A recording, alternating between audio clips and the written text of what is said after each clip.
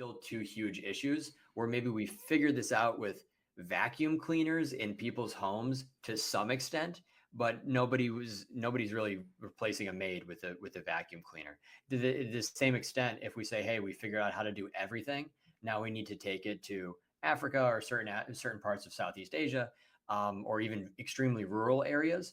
We can't change the laws of physics. You still have to get things there, and you have to power them once they are there. And these things, there's no cheap way to do it. Yeah. Yeah, man. I don't know. I don't like that future that we're going. I mean, at some like in one hand, it's extremely exciting, all the new tech. Like who knows? Maybe they even come up with flying cars. Who knows? Like there's a lot of exciting things to look forward to, right? Even like going to Mars and stuff. Like I want to be alive to see all of that. But on the other hand, it just feels like we're going towards this dystopian, Ghost in the Shell reality. It's like our one Ready Player One reality where everyone's like poor, but they have the latest tech inside of their houses, right? I was, I come from Brazil, and it's funny, man. Like you look a lot of those people who live in the favelas. They do live in the favelas. They don't have money to like paint their walls and stuff, or to have a proper ceiling and stuff. But they have the latest iPhone 17 Pro. How do they? How? What? Yeah. What's going on here? Like where are our priorities as a society, as individuals? Well, in being liked and getting the most followers on Instagram, on Facebook, like, bro, what? Yeah, Yeah. no, it's funny how it does come down to a lot of these things. And we found, when I was doing my research, a lot of what I was finding had to do with how long certain people had been on social media.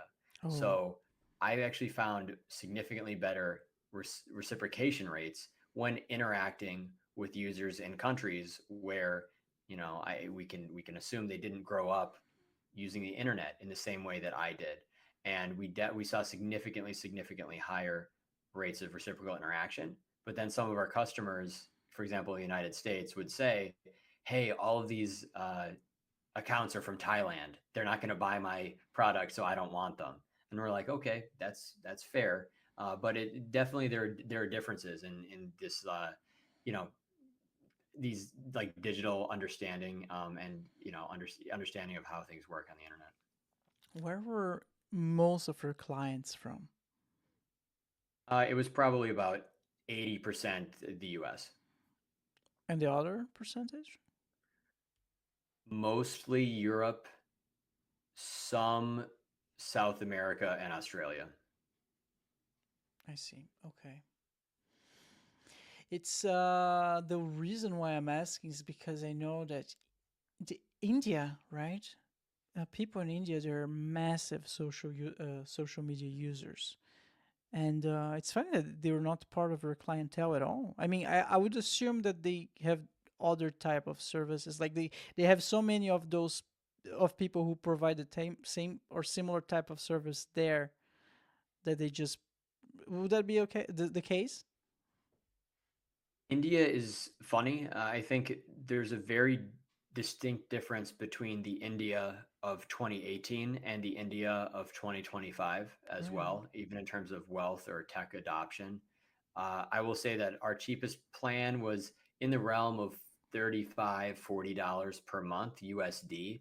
That's actually an outrageous amount of money for many people in India, just speaking very broadly. What we see, or what I've observed more in understanding these black hat communities, is that people in India specifically are often at the very, very forefront of the newest black hat methods. So rather than someone saying, "Oh, hey, I want more followers," in India specifically, these people are very, very industrious and very, very entrepreneurial. And rather than thinking, okay, I'm going to pay this money and this is going to happen, they'll be the ones kind of innovating in these follower unfollower algorithms and stuff, trying to create new business channels.